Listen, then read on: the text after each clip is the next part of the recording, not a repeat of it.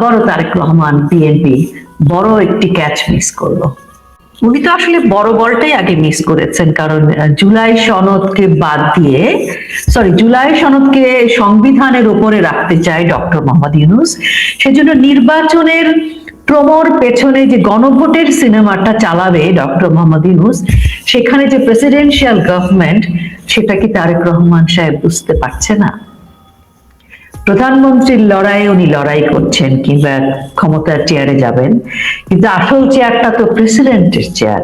এবং সেখানে জুলাই সনদে কেন ডক্টর মোহাম্মদ ইউনূস এত গণভোট বলছেন, এবং সামনের টিজার চলছে, প্রোমো চলছে সংসদীয় নির্বাচনের, কিন্তু আসল সিনেমাটা চলবে গণভোট, যেটা তুমি হ্যাঁ দিতে বলছেন। এবং এই গণভোটটা আসলে ডক্টর মোহাম্মদ ইউনূসকে ক্ষমতায় নিয়ে আসবে, ক্ষমতায় আসবে ডক্টর মোহাম্মদ ইউনূস। আবারও তারেক রহমান বিএনপি বড় একটি ক্যাচ মিস করলো। এবং তারা আপনার এই যে নতুন রাজনীতির কথা বলা হচ্ছিল, এই দিনটা যেহেতু এই দিনে একটা সাংবাদিক বৈঠক হলো, একটা সুযোগ ছিল। যদি 10 জানুয়ারি থেকে উনি স্মরণ করতেন, একটু আভাস দিতে পারতেন, কিন্তু সেটা করার নাই। মানে তার নতুন রাজনীতি বলে কিছু তার কাছে নাই। এবং আজকে তিনি এটাও বলতে পারতেন সাংবাদিকদের সাথে যখন কথা বলছিলেন, যে অনেক সাংবাদিক বিনা বিচারে, বিনা মানে প্রমাণে মিথ্যা মামলায় জর্জরিত হয়ে কারাবরণ করছে, এবং তার মধ্যে অনেক অসুস্থ সাংবাদিক রয়েছেন, তারা যে কারাবরণ করছে, এবং অনেক সাংবাদিক যে হত্যা হয়েছে, তাদের বিষয়ে তিনি কিছু বলতে পারতেন, সেটাও তিনি বলেননি। একজন সম্পাদক অনুনয় করে বলছিলেন, আপনার যদি সামান্যত কোনো প্রভাব থাকে এই সাংবাদিকদের মুক্তির জন্য, এই সাংবাদিকদের আপনি নিশ্চয় আপনি কাজে লাগানোর চেষ্টা করবেন। তার কোনো বক্তব্যে সেটা ছিল না। এবং আজকের ওই সাংবাদিক বৈঠকে সম্পাদক যারা ছিলেন, তাদের আসন ছিল পিছনের দিকে। তো ওই জন্য বললাম যে গ্যালারিতে বসে আমি একটা একটা করে বল ধরছি আর বলছি, আহা এই বলটা তো মিস হয়ে গেল। আর রাজনীতির মাঠে মানে কি হয়, রাজনীতির মাঠ তো রাজনৈতিক কর্মীদের রাজনীতির মাঠ। আমি বলটা ক্যাচ ধরি বা আরেকজন ধরুক, আওয়ামী লীগ বা বিএনপি, তখন কিন্তু এটা মনে হয় না। মনে হয় একজন রাজনৈতিক মানুষ যদি ওই কাজটা করত দেশের জন্য, সেটা কিন্তু সাদরে গ্রহণ করতে পারা যেত। তিনি এটি পারতেন করতে, তিনি পারতেন নতুন করে স্বাধীনতার ঘোষণা নিয়ে যে বিতর্ক, সেটিকে উনি আর উস্কে না দিলেও পারতেন। উনি কিন্তু খুশি মনে সেই বিতর্কিত বিষয়টিকে সাদরে গ্রহণ করেছেন। এটি ছিল তার প্রতি ঘুষ, দুর্নীতির মানে উপহার, যে তার বাবাকে স্বাধীনতার ঘোষক বলা হচ্ছে। এই তার বাবা নিজেও তো জীবদ্দশায়, জিয়াউর রহমান সাহেব জীবদ্দশায় কখন এটি বলেননি। তিনি মুক্তিযোদ্ধা, এ ব্যাপারে কোনো সন্দেহ নেই। তিনিও অনেকের মতো স্বাধীনতার ঘোষণাপত্রটি পড়েছিলেন, এটিও সত্যি।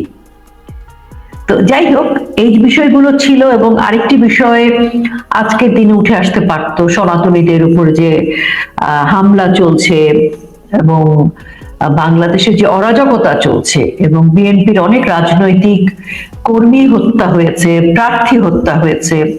মানে এই বিষয়গুলো যেন মনে হচ্ছে তিনি সচেতন ভাবে, তিনি এবং বিএনপির মানুষজন, রাজনৈতিক নেতারা, বর্ষিয়ান যারা আছেন, ওনাদের বর্ষিয়ান এবং প্রাজ্ঞই তো বলতে হবে, অনেক বছর ধরে ওনারা রাজনীতি করছেন, এই বিষয়গুলো নিয়ে ওনারা কিছু বলছেন না। ধরে নিলাম যে আওয়ামী লীগ বলতে হবে না, ওনাদের দলের কর্মীদের কথাই বলুক না, সেটাও বলছে না। এটা আমার বিএনপির রাজনৈতিক কর্মীদের জন্য ভীষণ খারাপ লাগে। দেখেন, আমাদের দলের কোনো একজন যদি খুব অপরিচিত, খুব জুনিয়র, যার কোনো তেমন কোনো পদ পদবি নাই, তারও যদি কোনো কিছু ঘটে, আমাদের বঙ্গবন্ধু কন্যা কিন্তু সরাসরি ফোন করেন, চোখের পানি ফেলেন। দলের সমস্ত নেতাকর্মীরা তার জন্য শোক পালন করে, তাকে নিয়ে বারবার কথা বলে। কিন্তু আমরা বিএনপি রাজনীতিতে তাদের কর্মীদের জন্য, তাদের নেতাদের জন্য, নেতাদের পরিবারের অনেক কিছু কিন্তু ঘটেছে, সেটা নিয়ে আমি তাদের দুঃখ প্রকাশ করতে, বিচার চাইতে এই 18 মাসে দেখিনি। সর্বশেষ তাদের যে একজন গুলিবিদ্ধ হয়ে মারা গেলেন কারণ বাজারে, সেখানেও কিন্তু মির্জা ফখরুল বলেছেন সরকারকে বেকায়দা ফেলার জন্য এই ঘটনাটা ঘটেছে। একদম, মানে সরকারকে বেকায়দায় ফেলার জন্য এটা তো পরের কথা। প্রথম কথা হচ্ছে আগে ওই ছেলেটির পরিবার পরিজন এবং তার হত্যার বিচার হতে হবে, সেটা যেই করুক। কিন্তু উনি কিন্তু পরানো বুলির মতো বলে দিলেন সরকারকে বেকায়দায় ফেলার জন্য। প্রথম আলো, ডেইলি স্টারও তাদের অফিস ভাঙচুর অগ্নিসংযোগের পর এরকম কাছাকাছি টাইপের কথা বলেছেন। অর্থাৎ প্রেসক্রিপশনে যে লাইনগুলো এসেছে সবাই তাদের মতো সেটাকে ইম্প্রোভাইজ করে ওই লাইনেই কথা বলছেন। ইন্ডিয়ার সম্পাদক আজকের অনুষ্ঠানে বলেছেন তার কাছে যত জরিপ আছে সব জরিপের প্রমাণ হচ্ছে তারেক রহমান ইলেকশনে জিতে প্রাইম মিনিস্টার হচ্ছেন। তিনি তাকে আগাম অভিনন্দন জানিয়েছেন। মাহমুদুর রহমান, যিনি সর্বশেষ হাদি হত্যাকাণ্ডের পরে বলেছেন হাদি যেখানে নেই কিসের ইলেকশন, যে ইলেকশনে হাদি নেই, তিনিও আজকে সেখানে গিয়েছেন। এবং তারেক রহমান বলেছেন মাহমুদুর রহমানের রক্তমাখা শার্ট তিনি মনে করতে পারেন। বেশ, সবাই মিলে গিয়ে প্রধানমন্ত্রী কি ঘোষণা করে দিলেন সবাই মিলে? বেশ করেছেন তো মনে হচ্ছে।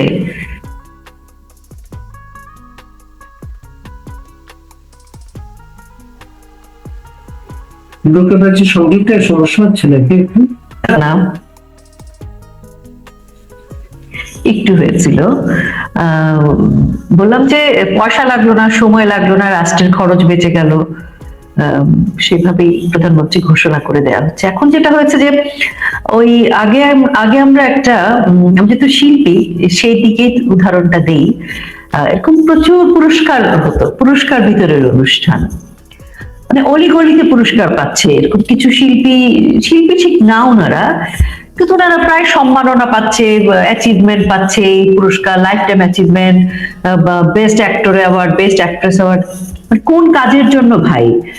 কাজের ওনার ছবি রিলিজ হয়নি হয়তো বা কিছুই না, কিন্তু পুরস্কার পাচ্ছে অলিগলির বিভিন্ন জায়গার পাড়া মহল্লার ক্লাবে।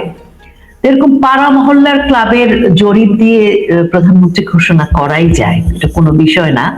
কিন্তু বিষয়টা হচ্ছে ওনারা কি একবারও তারেক রহমানকে বলছেন না, বা তারেক রহমানরা কি নিজেরা বুঝতে পারছেন না জুলাই সনদে কি লেখা আছে, যেটা নিয়ে ওনাদের দলের মধ্যে বিতর্ক আছে। প্রধানমন্ত্রী হলে কি হবে, ওনার হাতে ক্ষমতা কোথায়? এবং জুলাই সনদ যখন বাস্তবায়ন হবে সেখানে মুক্তিযোদ্ধা জিয়াউর রহমানও আর মুক্তিযোদ্ধা থাকছেন না, মুক্তিযুদ্ধের সেই মুকুট থাকছে না। তো এই বিষয়গুলো কি তাদেরকে একটু পীড়িত করে না, একটু তাদের মধ্যে বুকের মধ্যে খচখচ করে না? মানে প্রধানমন্ত্রীর চেয়ারটার মধ্যে কি আছে, এই চেয়ারটা কিন্তু হাই ভোল্টেজ হয়ে যাচ্ছে। এবং বিএনপি আবারও ডক্টর মোহাম্মদ ইউনূস এবং জামাতের পাকিস্তানের প্রেসক্রিপশনের ওই ফাঁদে আবারও পা দিচ্ছে, দিয়ে ফেলেছে। তারেক রহমান যেদিন ফিরলেন দেশে, তারেক রহমান একটা ভুল উপমা দিয়েছিলেন মার্টিন লুথার কিং এর কথা বলে। আসলে ওটা মার্টিন লুথার কিং এর উপমা না, মার্টিন লুথার কিং জুনিয়রের সেই বিষয়টা ছিল। এবং বাংলাদেশের একটা পত্রিকা তারাও কিন্তু একই ভুল করলো, সেখানে ছিল বাংলার Martin Luther King Tarique Rahman. এবং ওইদিন তিনি কিছু স্বপ্নের কথা বলেছিলেন, আজকে স্বপ্নের কিছু বর্ণনা দিয়েছে।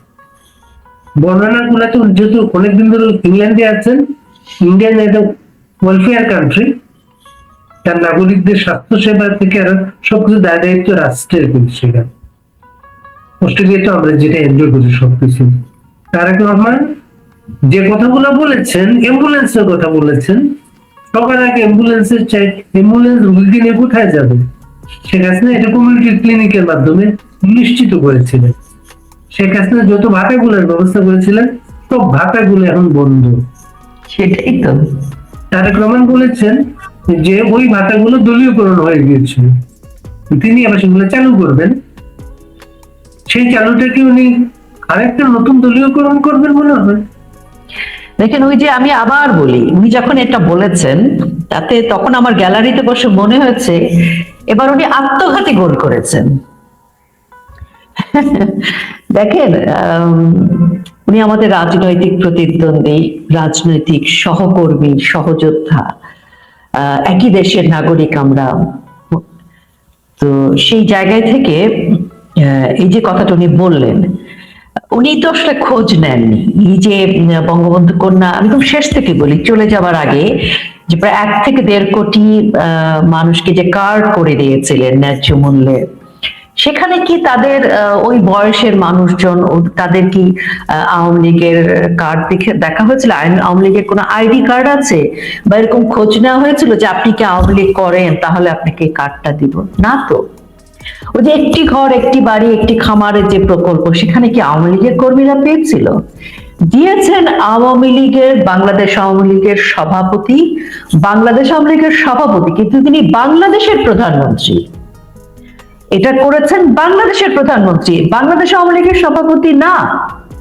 তো বাংলাদেশের প্রধানমন্ত্রী উৎসব ভাতা দিয়েছেন, বিধবা ভাতা দিয়েছেন, বয়স্ক ভাতা দিয়েছেন, বছরের শুরুতে বই দিয়েছেন, এরকম অজস্র ভাতা তিনি দিয়েছেন, অনেক সুযোগ করে দিয়েছেন, নানান মানে এত এত সুযোগ সুবিধা যেটা বললে বারবার 2 ঘন্টা হয়ে চলে যাবে।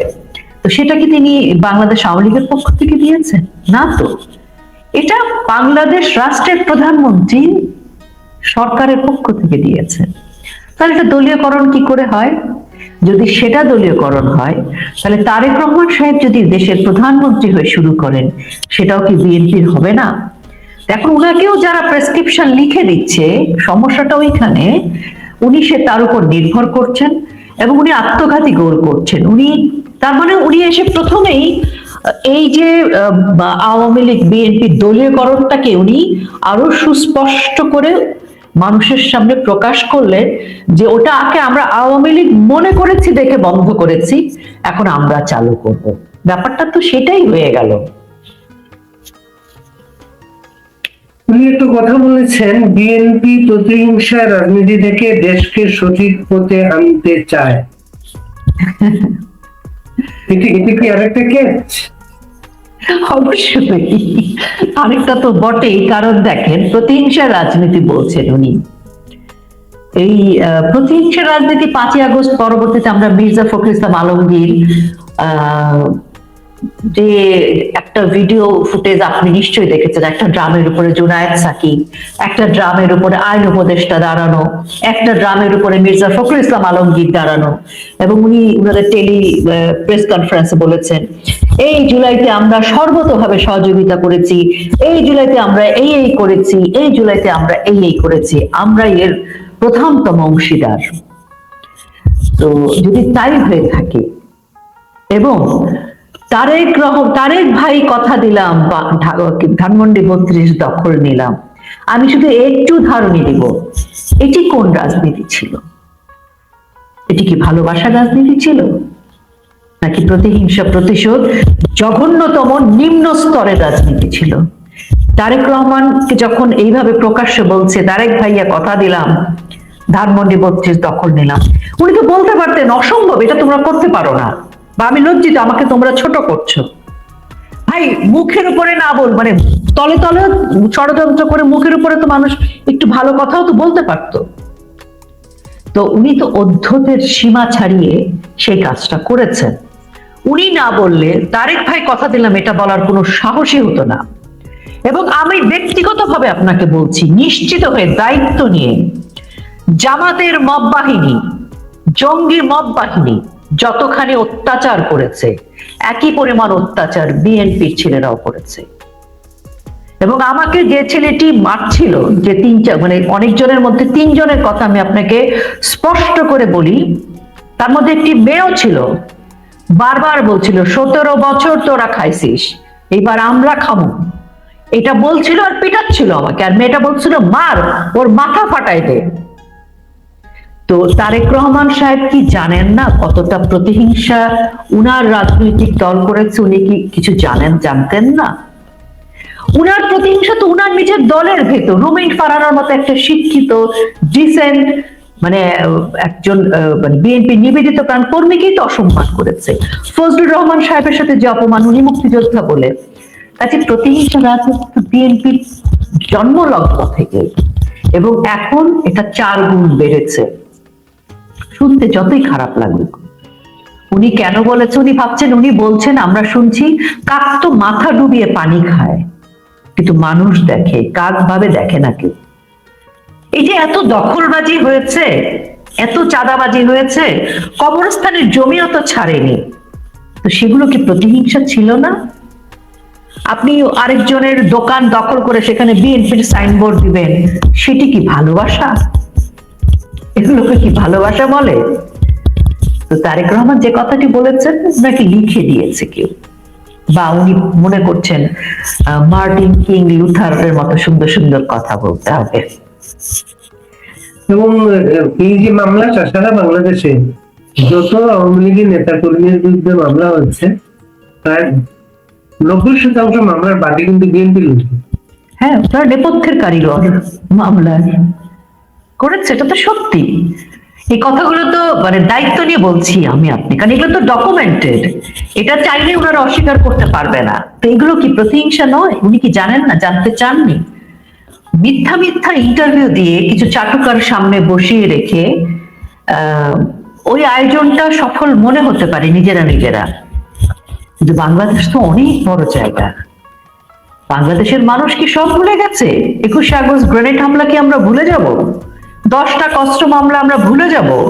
আমরা কোনো কিছু ভুলি না, আমাদের সব মনে আছে। এবং আপনাকে আরেকটা কথা বলি, বাংলাদেশের মানুষ এর চেয়ে বেশি মনে রেখেছে। আর যারা ভুক্তভোগী, আমি আপনার অনুষ্ঠানে বলেছিলাম, ভুক্তভোগীরা ব্যথা ভুলে যায়, অপমান ভুলে না, ওটা রেখে দেয় স্মৃতিতে, ওটা জমতে থাকে আগ্নেয়গিরির লাভার মতো। তারেক রহমান যখন বাংলাদেশে আসেন, তখন কিন্তু হাওয়া থেকে পাওয়ার মতো একটা কথা ছড়িয়ে পড়েছিল।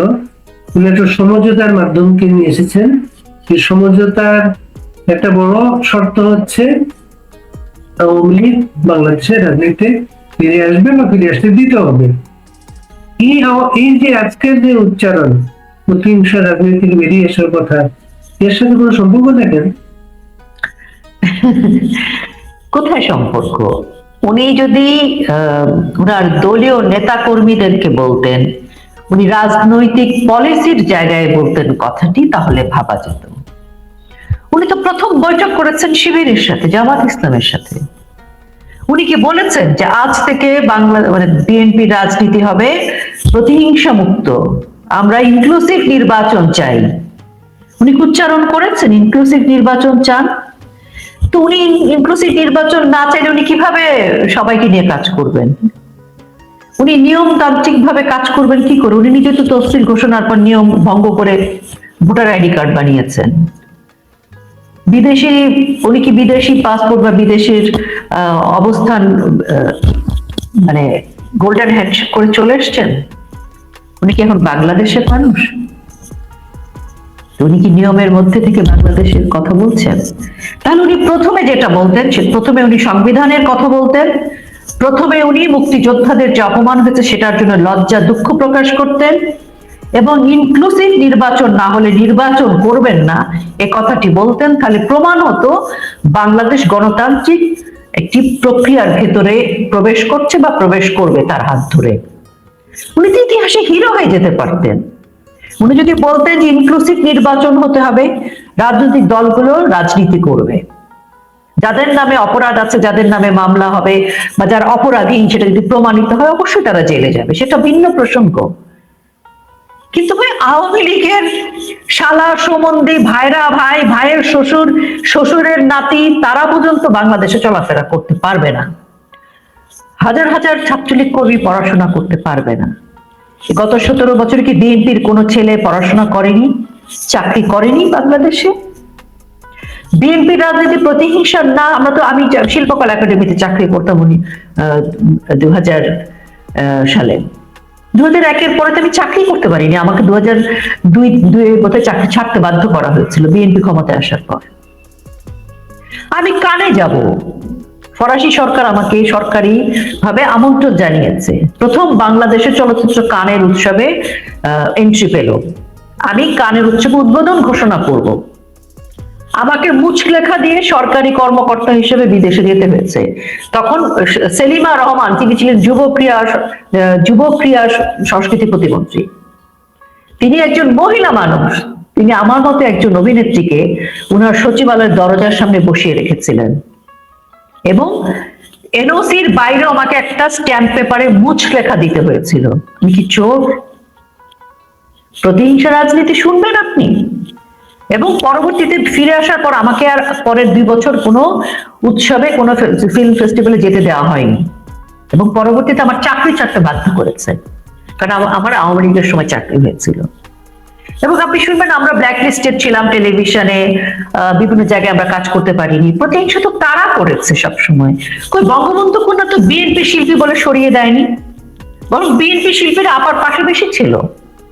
আমরা আপার সাথে কতটা ছবি আছে। তো প্রতিহিংসা রাজনীতি বিএনপি জানে কত প্রকার কি কি।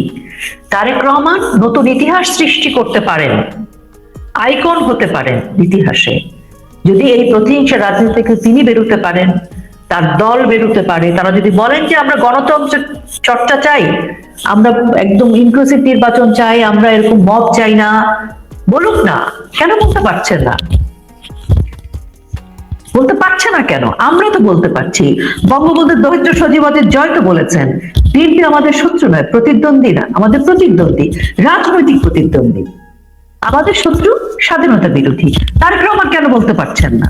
তারেক রহমান আর সজীবদের জয়ের কি খুব বেশি বয়সের পার্থক্য? না তো। সজীবদের জয় তো বঙ্গবন্ধুর দরিদ্র প্রধানমন্ত্রীর সন্তান। উনি তো তারেক রহমানের মতো 10%, 20%, 10টা কষ্ট বা গ্রেনেড হামলা বিভিন্ন জায়গায় তো উনি খোয়াব ভবন, হাওয়া ভবন এগুলো তো তৈরি করেননি। উনাকেও রিফাইন হতে হবে। আমি ওনার প্রতি শ্রদ্ধা রেখে বলছি, উনি এই সময় চাইলেই চমৎকার একটা আবহ বাংলাদেশকে দিতে পারেন। বাংলাদেশ ওনার হাত ধরে এগিয়ে যেতে পারে, কিন্তু বাংলাদেশ কি করে এগোবে? ওনার হাত ধরে তো মব এগিয়ে যাচ্ছে, ওনার হাত ধরে তো বুলডোজার বাহিনী এগিয়ে যাচ্ছে। উনার হাতে উনার দলের যুবদল, ছাত্র দলের কর্মীরাই কি উনার কাছে আশ্রয় পাচ্ছে? আজকে তারেক রহমানের প্রোটোকলের শেষ নেই, কিন্তু তার দলের ছেলেরা তো মানে হত্যার শিকার হচ্ছে, তার দলের প্রার্থীকে বুলেট প্রুফ জ্যাকেট পরতে হচ্ছে। উনি উনার দলের ছেলে মেয়েদেরকেই মানে প্রোটেকশন দিতে পারছেন না, উনার দলের নারী নেত্রীকেই সম্মান করতে পারছেন না। উনি বাংলাদেশকে কি করবেন? আরেকটা বড় আমরা কিন্তু এরশাদ বলে, এরশাদ সাইকেলে অফিসে যাচ্ছেন, একটা ছবি আমরা দেখছিলাম। জি, সেদিন দেখলাম তারেক রহমান হেঁটে অফিসে যাচ্ছেন। সেটাই। এটাও ঠিক আছে। আমার কথা হচ্ছে ওনার হেঁটে যেতে হবে কেন? মানে এটা তো অস্বাভাবিক। উনি হেঁটে যাচ্ছেন, এই নাটক ওনার করতে হবে কেন? দরকার নাই তো। অতিরিক্ত কোনো নাটকই ভালো না। এরশাদ সাহেব যেদিন সাইকেলে গিয়েছিলেন, ওনার আশেপাশের প্রোটেকশনের জ্বালায় সেদিন ঢাকা শহরে জ্যাম বেশি হয়েছিল, আপনার নিশ্চয় মনে আছে। এগুলোর তো দরকার নেই। আপনি স্বাভাবিকভাবে আমাদের সেবা করেন, আপনি স্বাভাবিকভাবে কথা বলেন। সারা বিশ্বের আধুনিক যারা রাজনীতি করেন, এখন যদি আমরা আধুনিক সময়ের কথা বলি, আমরা কিন্তু বুঝি কোনটা মানে স্পন্টেনিয়াস পারফরমেন্স আর কোনটা অতি অভিনয়। এখন সবাই বোঝে। তারেক রহমান কেন হেঁটে যাবেন, যাকে বিশাল সেনাবাহিনী দিয়ে প্রোটোকল দেওয়া হয়েছে, আর রাতারাতি উনি এখন হেঁটে যেতে পারছেন? আশেপাশে প্রোটোকল কতজন ছিল? ছিল তো। হ্যাঁ, আমি বলবো আপনি এমন পরিবেশ তৈরি করুন যাতে আমাদের বুলেট প্রুফ জ্যাকেট আপনার দলের লোকজনকে পড়তে না হয়। এমন রাজনীতি পরিবেশ তৈরি করুন যেন আমরা মবের শিকার না হই, তৌহিদি জনতা কোনো নারীর গায়ে হাত দিতে না পারে, সেটা করুক। কিন্তু উনি যখন তৌহিদি জনতার মাইন্ডসেট অনুযায়ী কার্যক্রম করবেন, তার মানে ও তারেক রহমানও তৌহিদি জনতার কথা শুনছে, তাহলে তো আমরা বাধ্য। তৌহিদি জনতার স্ট্যান্ডার্ডটাই তো স্ট্যান্ডার্ড না। তো ওইটা কেন আপনি রিপ্রেজেন্ট করবেন, ওইটা কেন আপনি দেখাবেন, ওইটা অনুসরণ করবেন কেন? আপনি আপামর জনসাধারণের জন্য যেটা স্বতঃস্ফূর্ত সেটাই করবেন, সেটা করেন না ক্ষমতা থাকলে। জামাত ইসলামী ইলেকশন কমিশনে কি আপত্তি করলো, তারেক রহমানের উত্তরবঙ্গ সফর বাতিল হলো। এটা কি ইলেকশন এই শিডিউলে হবে না হবে এর কোনো সংকেত? এটা সংকেত কি? এটার সংকেত তো বটেই ভাই। আসলে ইলেকশনের ভেতরে ইলেকশন বলছে ওনারা যে ইলেকশনটাকে কেন্দ্র করে এত কিছু হচ্ছে, কিন্তু জামাতে ইসলামী বা ডক্টর মোহাম্মদ ইউনূসের কিন্তু টার্গেট এই ইলেকশন না, হ্যাঁ না ভোটের ইলেকশন, গণভোট যদি হয় তাহলে আজীবনের জন্য ডক্টর মোহাম্মদ ইউনূস ক্ষমতায় থাকলেন, উনি ইন্ডেমনিটি পেলেন, ওনার আশেপাশের মানুষজন পেল, এবং জামাতে ইসলামী সহ তার যারা জোট তারা একইভাবে ক্ষমতাশালী থাকবে। এবং কে প্রধানমন্ত্রী হচ্ছে, কে উপমন্ত্রী হচ্ছে, এগুলো তখন খুব বেশি জটিলতা হবে না, কারণ উনি যে ফর্মে চান জুলাই সনদটা হলে এটা ওই এজেন্ডাটাই বাস্তবায়ন হবে।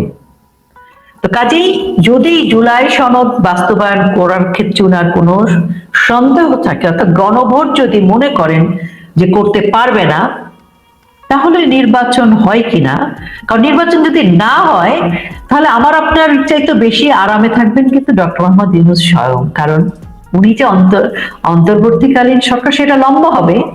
কাজে উনি দুই দিকেই কিন্তু উইন উইন সিচুয়েশন, উনি ভালো জায়গাতেই আছেন। সমস্যা হচ্ছে বাংলাদেশের জনগণের। এই জন্যই বলছিলাম তারেক রহমান চাইলেই বাংলাদেশের গণতান্ত্রিক রাজনৈতিক এই মুহূর্তের যে অরাজকতা সবকিছু উনি নিয়ন্ত্রণ করতে পারতেন, উনি হিরো হয়ে যেতে পারতেন। আজকে ভারতীয় হাইকমিশনার তার সঙ্গে দেখা করেছেন, অনেকে বলার চেষ্টা করছেন হাইকমিশনার থেকে মনে করিয়ে দিয়েছেন কি কি শর্তে তিনি এসেছেন। লোকজন তো বলবেই এসব কথা, কিন্তু আমি ভাবছি যে ভারত বিদ্বেষ নিয়ে যারা আসলে এতদিন অনেক রকমের প্ল্যান এ বি সি কার্যকর করেছে, তারা কেন ভারতের দালাল হিসেবে তারেক রহমানকে এখনো কিছু বলছে না? এটা একটা বড় প্রশ্ন বাড়ি ভাই, যে আমরা ভারতের কিছু বললে, ভারতের সাথে মিটিং হলে আমরা ভারতের দালাল হয়ে যাই, রয়ের এজেন্ট হয়ে যাই। তাহলে তারেক রহমান কি ভারতের দালাল বা রয়ের বড় হর্তাকর্তা হয়ে যাননি? মানে রত না, আসলে এটা আমি ফান করে বলছি। তো উনি কি তাহলে ভারতের দালাল না? তো যাই হোক, এখন তো রাজুতে কোনো মিটিং নাই, কোনো ডাক পড়ে না, শীত বেশি, কেউ যায়ও না, তো সেইটা হয়তো একটা ব্যাপার। তো আমার তো মনে হচ্ছে যে ইউনূস সাহেব আসলে তার যে পরের চালটা, সেই চালটা দেওয়ার জন্য অপেক্ষা করছেন। কোন একটা সময় বুঝে উনি হয়তো আরেকটা চাল আমাদেরকে দেবেন, কারণ ইউনূস সাহেব যখনই একটু চুপচাপ থাকেন তখনই মনে হয় যে উনার ছেলেপেলেরা যখন চুপচাপ থাকে তখনই মনে হয় যে কিছু একটা হচ্ছে। কারণ এর আগেও আমরা দেখেছি উনার এক সিনেমার পেছনে আরেক সিনেমা চলে। এক টিকিটে দুই ছবির মতো, কিন্তু প্রমোতে যেটা দেখায় সেটা আসলে মূল ছবি না, মূল ছবিটা অন্য।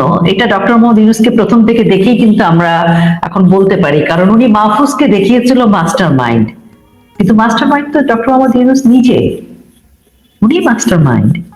আপনি যদি তার মানে গত 20-30 বছরের সময় পথ চলা দেখেন, আপনি দেখবেন একটার পর একটা চাল, সেটা কিন্তু মাস্টার মাইন্ডেরই চাল।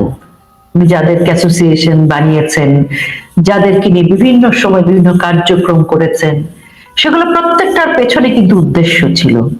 উনি যা কিছু করেছেন, এই যে নোবেল প্রাইজ যেটা বাংলার মানুষকে বিক্রি করে, চেহারা দেখিয়ে দারিদ্রতাকে বিশ্বের কাছে প্রেজেন্ট করেছেন, উনি তো খুব বড় একজন marketing manager, creator, content creator. তো সেটা উনি করেছেন, সেটা দিয়ে নোবেল পেয়েছেন, 1/4 নোবেল, পুরো না, মানে 1/4 পেয়েছেন, এবং সেটাকে উনি যথেষ্টভাবে ব্যবহার করেছেন, যেটা তসলিমা উনি পারেননি, অন্যরা পারেনি। তো সেজন্য আমার কাছে মনে হয় যে বাংলাদেশের জন্য সামনে শুভ কিছু নাই, কারণ তারেক রহমানের সুরও উনার সুরের সাথে মিলে যায়, কোরাস কোরাস ভাব আসে। জনগণ কোথায় আসলে? দেখেন, বিএনপি, জামাত, ইউনূসপন্থী, আওয়ামী লীগ, এর বাইরে কি জনগণ নাই? আছে তো। সেই জনগণের জন্য কথা কে বলবে? আজকে আওয়ামী লীগ নামতে পারছে না, কিছুই করতে পারছে না, ধরে নিচ্ছে আওয়ামী লীগ নাই, নিশ্চিহ্ন করে দিয়েছে। তাহলে তাহলে দায়িত্ব কার এই জনগণের?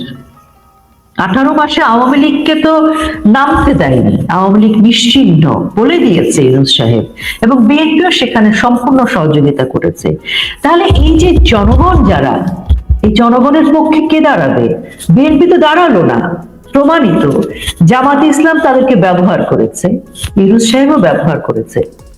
তাহলে এই যে জনগণ, তাদের কি হবে? এই জনগণ সব দেখছে। আপনি একটু আগে বললেন যে যখন ইউনূস চুপচাপ থাকে, মানুষ চিন্তা করে উনি আসলে কোন প্ল্যানে আছেন, কি করবেন। আওয়ামী লীগ নিয়ে তো নেতা কর্মীদের একই প্রশ্ন এখন, আওয়ামী লীগ কি করছে তারা সন্দিহান। হ্যাঁ, এটা ভালো তো, কারণ দেখেন 7ই মার্চ থেকে 7ই মার্চের পর আওয়ামী লীগ কি করেছে?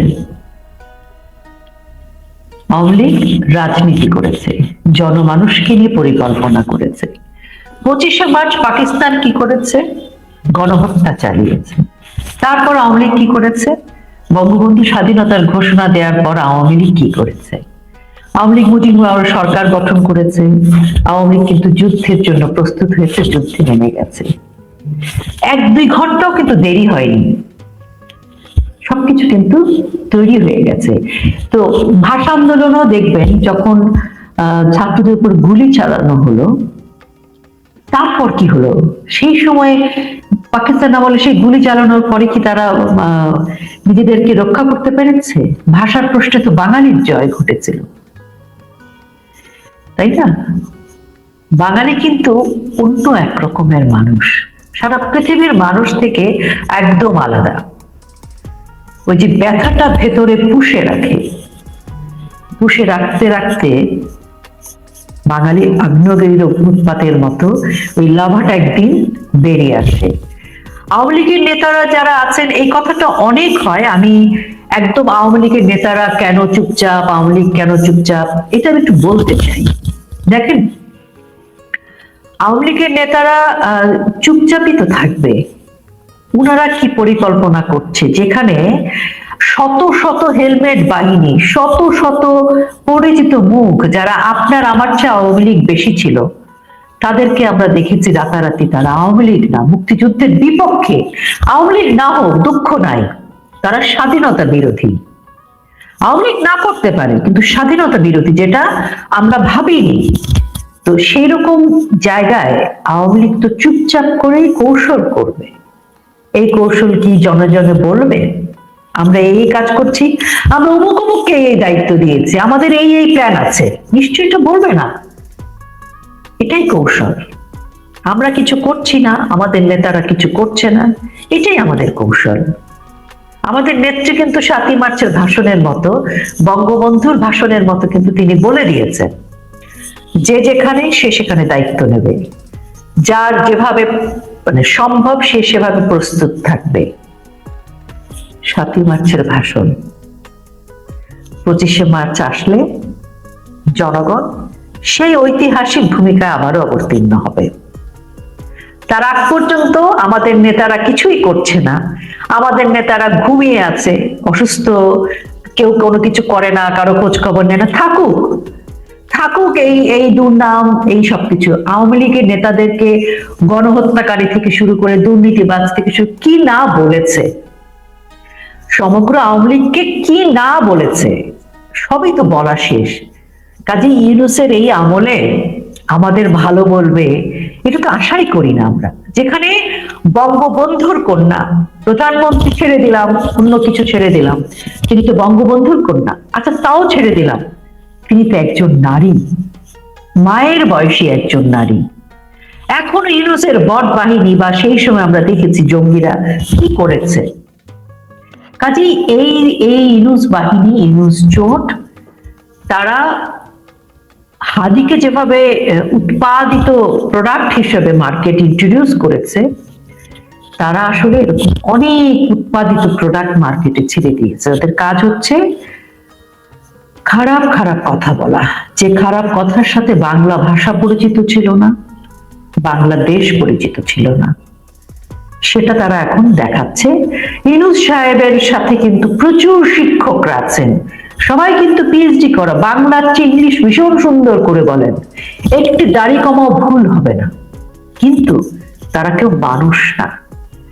আমি যদি এমন কোনো কমিটিতে থাকবো, সেই কমিটির তত্ত্বাবধানে যদি কোনো একটা ব্যক্তি অশ্লীল বাক্য ব্যয় করে, কাউকে অপমান করে, আমি কিন্তু সেই কমিটিতে থাকবো না। কিন্তু ইউনূস সাহেবের সাথে যারা আছে তারা মিলেমিশে হত্যা, ধর্ষণ, অপকর্ম যা আছে রাষ্ট্রবিরোধী সব করছে। তাদের কাজ নেত্রীর বিরুদ্ধে কথা বলা, আওয়ামী লীগের নেতাদের বিরুদ্ধে কথা বলা, তাদের কাজ রিফাইন্ড আওয়ামী লীগ তৈরি করা, আওয়ামী লীগের ভেতর থেকে কিছু মানুষকে মানে ধমকিয়ে ফুসলিয়ে নানান কায়দায় তাদের দলে ঘেরানো, এগুলো সব ইউনূস সাহেবের কাজ। এগুলো নিয়ে আমরা এখন আর মাথা ঘামাই না।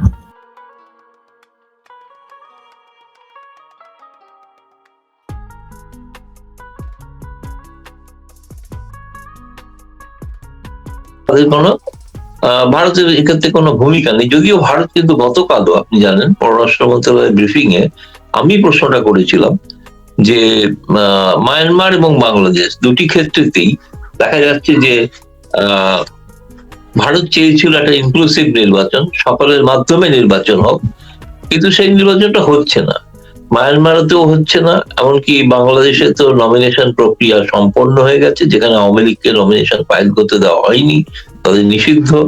এই অবস্থায় আওয়ামী লীগ ছাড়া একটা নির্বাচন হচ্ছে, এটা ভারত কিভাবে দেখবে? তাতে মুখপাত্র বলেছেন যে ভারত চায় এখনো ইনক্লুসিভ নির্বাচন, এবং যদি ইনক্লুসিভ না হয় তাহলে সেটা তার ক্রেডিবিলিটি নিয়ে প্রশ্ন উঠবে।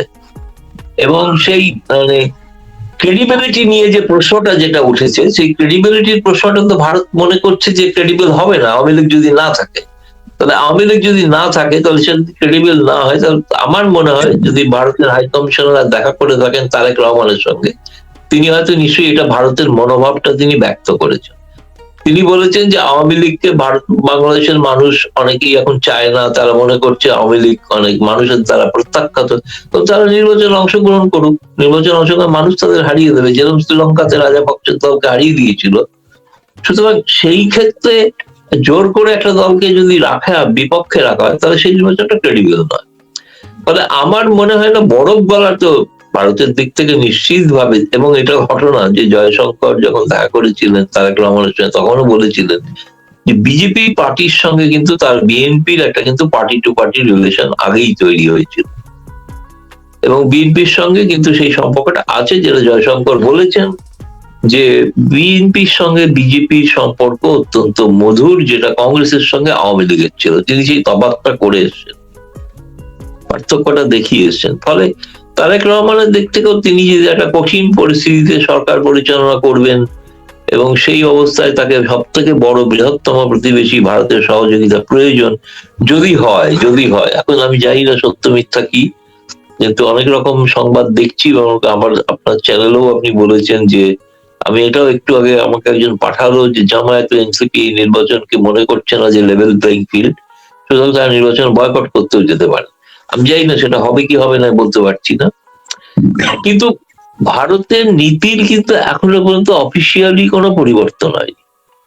ভারত চায় আওয়ামী লীগ অংশগ্রহণ করুক, আওয়ামী লীগকে হারিয়ে দিক সেটা অন্য বিষয়, কিন্তু আওয়ামী লীগকে অংশগ্রহণ করতে না দেওয়ার, সেটা করতে এখন তো সম্ভব নয়।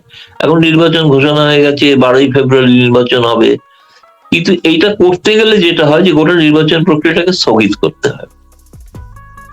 এখন স্থগিত করতে হলে তারপরে আবার নতুন করে শিডিউল তৈরি করা সেটা খুব অদূর ভবিষ্যতে খুব তাড়াতাড়ি হবে বলে আমার মনে হয় না। তাহলে তার আগে একটা প্রক্রিয়া হচ্ছে, আওয়ামী লীগের নেতারা যারা বাইরে আছেন তাদেরকে দেশে ফিরতে দিতে হবে, তারা দেশে ফিরবেন, সেই সুযোগ করে দিতে হবে।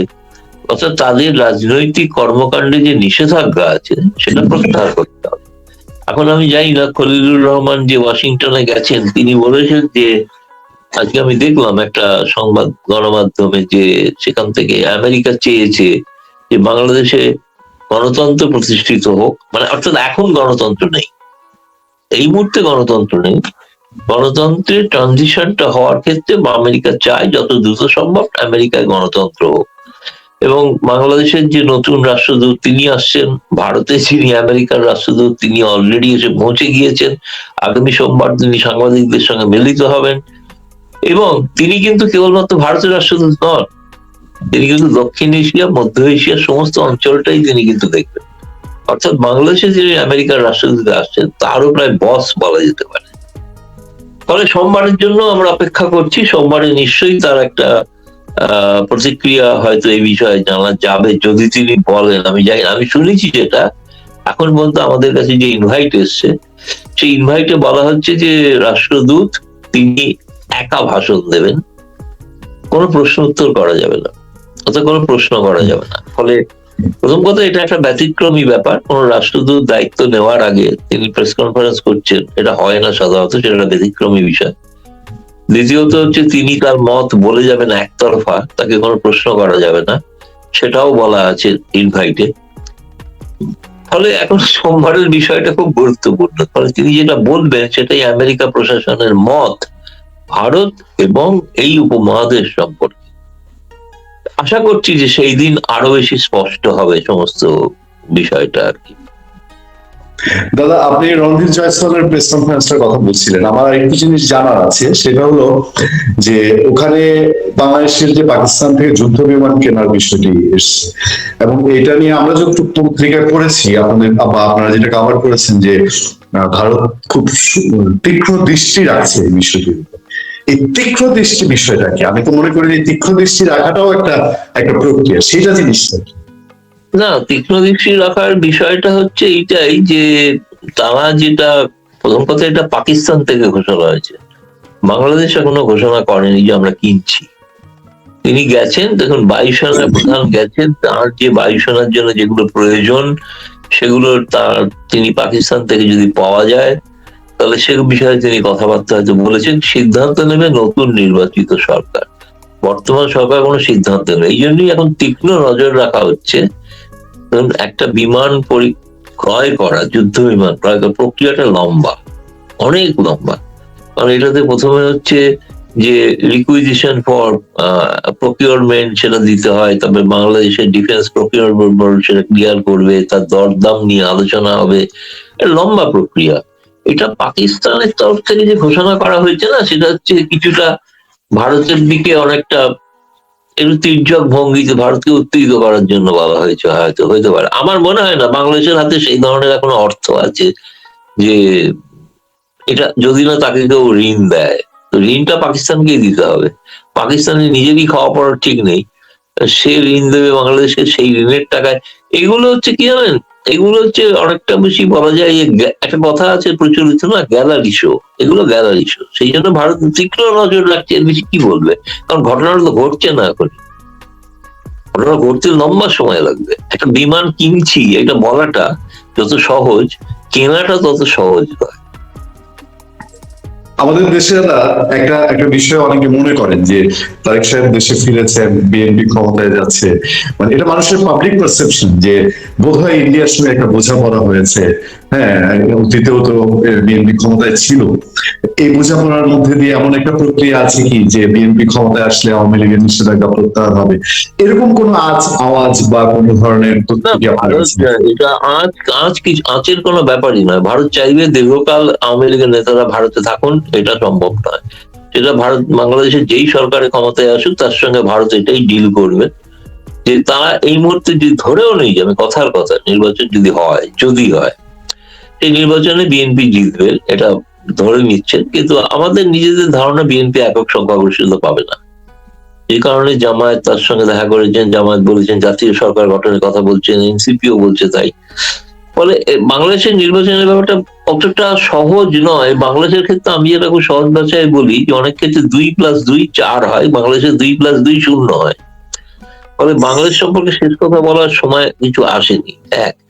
দুই হচ্ছে যে বিএনপি ক্ষমতায় এলে ভারত দেখাবে কেন যে ভারত তাকে অবজ্ঞা করছে, উপেক্ষা করছে। ভারত কি চাইছে সেটা ভারত তো বলেনি, বিএনপিও বলেনি, কেউ প্রকাশ্যে তো বলেননি। একটা জিনিস ঘটনা যে বাংলাদেশের মানুষ অন্তত তারেক রহমানকে রয়্যাল এজেন্ট বলছেন না, এটা জেনে আমরা খুব খুশি। ভারতের সঙ্গে ঘন ঘন জয়শঙ্কর দেখা করছেন, তারপরে হাই কমিশনার দেখা করছে, তা সত্ত্বেও বাংলাদেশের মানুষ বলছেন না যে তিনি কিন্তু রয়্যাল এজেন্ট। এটা আমাদের কাছে একটা বড় প্রাপ্তি, বড় প্রাপ্তি। এবং এটা ঘটনা যে ভারত বিরোধিতাটা ধার অনেকটা কমিয়ে দেওয়া যাচ্ছে আর কি, এটা ঘটনা।